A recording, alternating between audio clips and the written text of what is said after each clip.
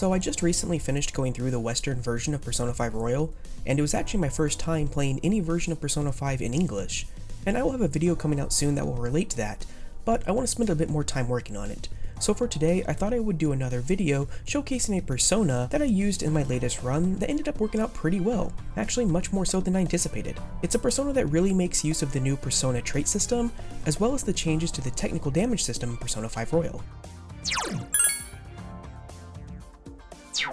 But before we get into the video, I do just want to remind you that I stream most days over on Twitch at twitch.tv/RosalineGaming. You can find a link in the video description. I will also leave a link to a playlist containing all of my Persona 5 Royal coverage, so you can check that out as well.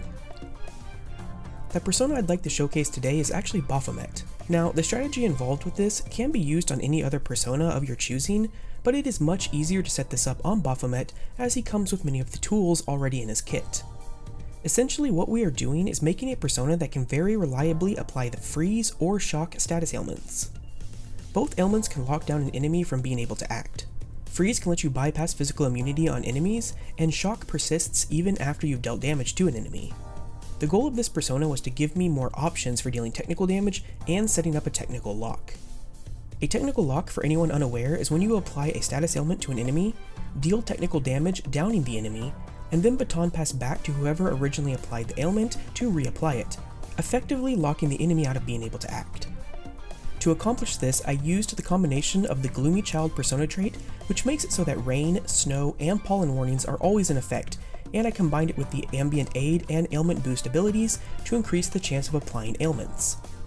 Since we are aiming for freeze and shock, Bufudine and Zeodine are chosen, as well as their accompanying ailment boosts, freeze boost and shock boost.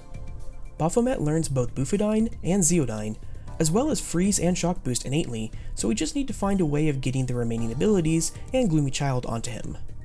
Personally, I chose to grab Gloomy Child and Ambient Aid from the persona Sudama, as it learns both of them. Passing it down is fairly easy, and there are a number of ways to do it, but here's an example of a two-step chain that can be done so. First, take a Sudama with Gloomy Child and Ambient Aid, and fuse it with a Yatagarasu to get Unicorn, making sure to pass down both the appropriate abilities. Next, take that Unicorn and fuse it with a Jatayu to get Baphomet. Level up Baphomet to 63 for freeze boost, and you're almost done. Ailment boost is a little bit more annoying, as you need to sacrifice a persona that knows it to Baphomet until it passes it down, unless you want to do a much longer fusion chain. The earliest and, in my opinion, easiest way to get this is by making a White Rider who learns it at level 44.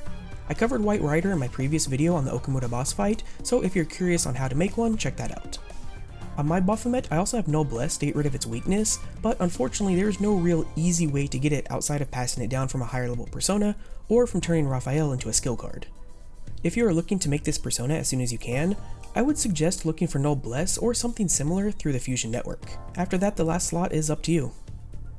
The way that I fit this persona into my normal battle strategy is quite simple. If Joker goes first and the enemy isn't immune to ice or electric, I hit him with one of the two elements, usually ice. Whoever goes next then does a melee attack to deal technical damage and down the enemy, and then baton passes over to Makoto, who applies Forget to get them into a technical lock. I also use this persona if the enemy is either immune to electric or psi damage, as I wouldn't be able to deal technical damage off of Forget in those cases. And that's about it.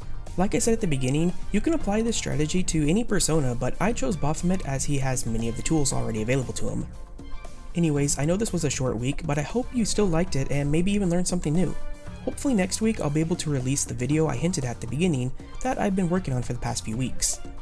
As always, if you have any questions, feel free to ask in the comment section below. Alternatively, you can catch me over on Twitch at twitch.tv/RosalineGaming or in my Discord channel, which is linked in the video description. Until next time, take care.